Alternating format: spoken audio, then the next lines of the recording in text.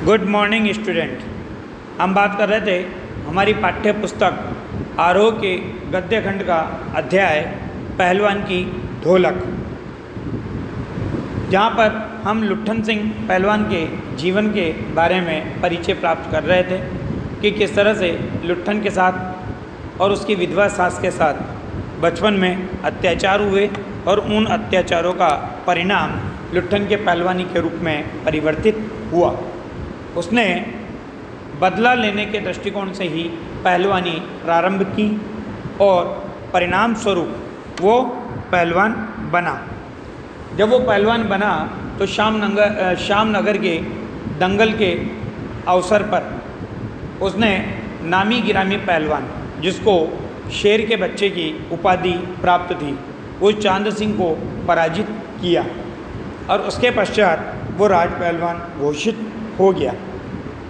तत्पश्चात उसने एक नामी गिरामी काला खां नाम का पहलवान था, जिसके बारे में कहा जाता था कि जो ही वो लंगोट लगाकर आली कहकर के मैदान में उतरता है तो पड़ोसी या उसके प्रतिद्वंदी पहलवान को लकवा मार जाता है।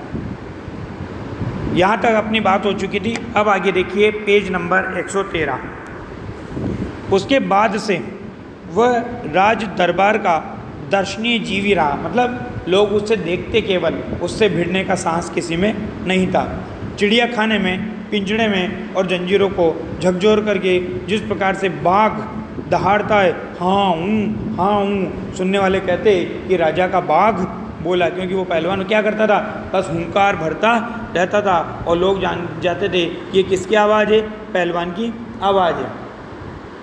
ठाकुर बाड़े के सामने पहलवान गरजता, महावीर, लोग समझ लेते पहलवान बोला। मेलों में वह घुटने तक लंबा चोगा पहने, अस्त व्यस्त पगड़ी बांधकर मतवाले हाथी की तरह झूमता हुआ चलता। दुकानदारों को चूहल करने की सूझ, चूहल यानी मजाक, मस्ती, मस्करी, विनोद।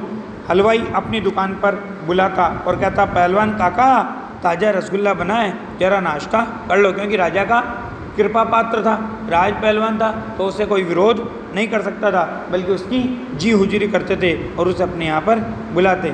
तो पहलवान बच्चों की सी स्वाभाविक हंसी हंसकर कहता, अरे तनी मनी कहाँ हैं, ले आओ 1.5 सेर, और बैठ जाता। मतलब 1.5 सेर यानी 1.5 किलो। सोचो वो एक बार में 1.5 किलो रसगुल्ले खा जाता था।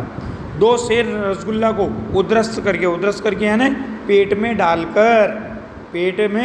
डालकर मुंह में 8-10 पान की गिलोरियाँ ठूंस लेता और ठुड्डी को पान के रस से लाल करते हुए अपनी चाल से मेले में घूमता, लेकिन उसका कोई मुकाबला करने वाला वहाँ पर उसे प्राप्त नहीं होता।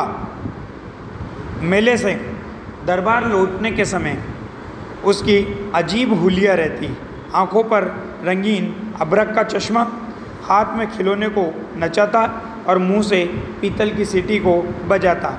हंसता हुआ वह वापस जाता। बल और शरीर की वृद्धि के साथ साथ उसकी बुद्धि का परिणाम घटकर बच्चों की बुद्धि के बराबर ही रह गया था उसमें, क्योंकि जिसका शारीरिक बल बढ़ जाता है उसकी बुद्धि कमज़ोर हो जाती है, ऐसा कहते हैं।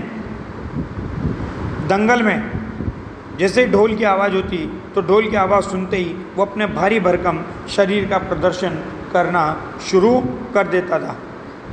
अब उसकी जोड़ी तो मिलती नहीं थी।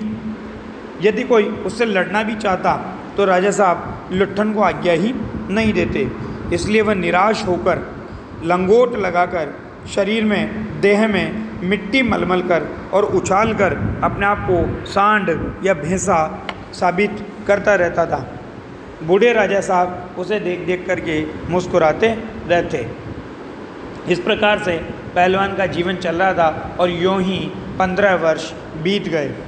पहलवान अजय रहा। अजय यानी जिसे किसी ने जीता नहीं या जो किसी के द्वारा जीता नहीं जा सकता। तो पहलवान से लड़ने वाला कोई नहीं था। वह दंगल में अपने दोनों पुत्रों को लेकर के उतरता था।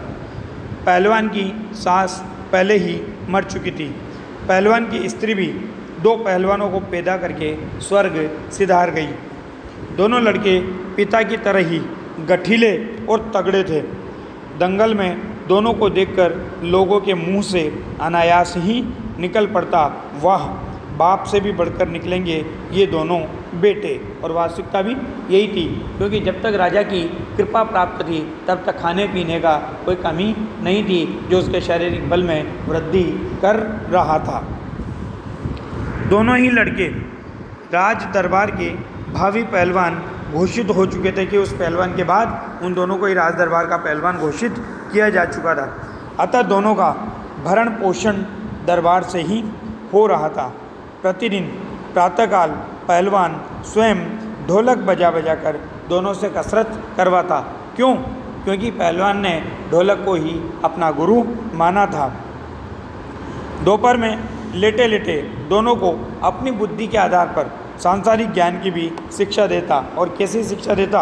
और कहता कि समझे, ढोलक की आवाज़ पर पूरा ध्यान देना। हाँ, मेरा गुरु कोई पहलवान नहीं है, यही ढोल है, समझे। ढोल की आवाज़ के प्रताप से ही मैं पहलवान हुआ। दंगल में उतरकर सबसे पहले ढोलों को प्रणाम करना, समझे। ऐसी ही बहुत सी बातें वो कहा करता।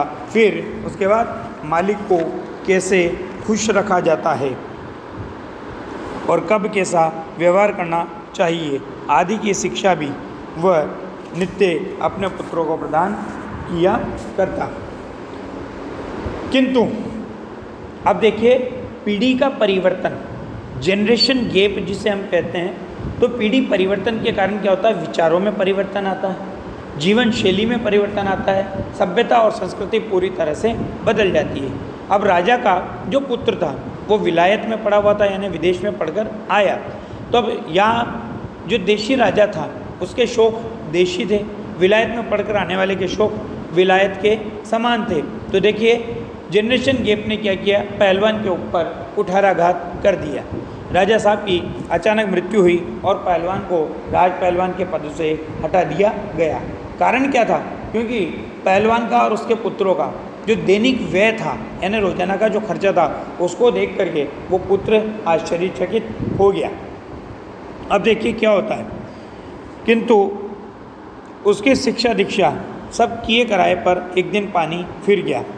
वृद्ध राजा साहब स्वर्ग सिधार गए, यानी मृत्यु को प्राप्त हो गए। नए राजकुमार ने विलायत से आते ही राज्य को अपने हाथ में ले लिया और राजा साहब के समय जो शिथिलता आ गई थी, यानी जो ढीलापन आ गया था, कमजोरी आ गई थी, राजकुमार के आते ही दूर हो गई। बहुत से परिवर्तन हुए और उन्हीं परिवर्तनों की चपेट आघात में पड़ा पहलवान भी। दंगल का स्थान किसने ले लिया? घोड़े की रेस ने ले लिया। पहलवान तथा दोनों भावी पहलवानों का दैनिक भोजन का व्यय सुनते ही, खर्चा सुनते ही राजकुमार ने कहा टेरिबल, नए मैनेजर ने कहा हॉरिबल। पहलवान को अब साफ जवाब मिल गया, राज दरबार में उसकी आवश्यकता नहीं है, उसको गिड़गिड़ाने का भी मौका नहीं दिया गया। यहाँ पर देखिए, वास्तव में पहलवान ने, अब इस पैराग्राफ को मैं समझा देता हूँ आपको। पहलवान ने 15 साल तक अजय रहकर दरबार में अपनी जगह बनाई थी। उसने अपने बच्चों को भी भावी पहलवान बनाने के सपने देखे थे, परंतु राजा की मृत्यु के बाद उसके सारे सपने टूट गए। नए राजा ने पहलवानी के खर्च को व्यर्थ मानते हुए लुट्ठन और उसके बच्चों को राजमहल से चलता कर दिया। राजा की मृत्यु के बाद उसका बेटा राजा बना। वह पहलवानी की बजाय घोड़ों की रेस का शौकीन था, अतः उसने कमान संभालते ही, राज संभालते ही पहलवान को दरबार से हटा दिया। राज्य परिवर्तन से किसी को लाभ होता है तो किसी को हानि, ये आप भी समझते हो। जैसे मैंने बताया, पीढ़ी परिवर्तन से किसी को लाभ होता है तो किसी को हानि। जैसे ही राजा की जगह उसका बेटा गद्दी पर बैठा तो पहलवान के बुरे दिन आ गए। उसके दरबार से छुट्टी कर दी गई। उसकी जगह घोड़े वालों तथा घुड़दौड़ से संबंधित कर्मचारियों की मौज हो गई। उन्हें दरबारी धन प्राप्त होने लगा।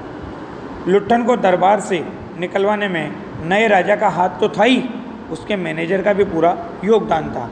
उसने नए राजा के सुझाव का समर्थन करके लुट्ठन के लिए सारे रास्ते बंद कर दिए। मैनेजर ने नियुक्ति के समय भी पहलवान को नीच जाति का कहकर दरबार में जगह देने से रोका था। अब राजा का बेटा कमान संभाल चुका था, वह पहलवानी का शौकीन नहीं था, अतः उसने पहलवानों के व्यय को भयंकर कहा तो मैनेजर ने महाभयंकर कहा और कहकर उसकी बात का समर्थन कर दिया। इस प्रकार लुट्ठन की खड़े खड़े ही छुट्टी कर दी गई। इस प्रसंग को देखकर लगता है कि दरबार में बने रहने के लिए न केवल योग्यता और कुशलता चाहिए, बल्कि राजा के विश्वस्त मैनेजरों और सलाहकारों से भी दोस्ती होनी चाहिए, उनका समर्थन भी प्राप्त करना चाहिए। तभी आप उस जगह पर अपने पद को सुरक्षित रख सकते हो। ये बात इस गद्यांश में हमें स्पष्ट की गई है। धन्यवाद।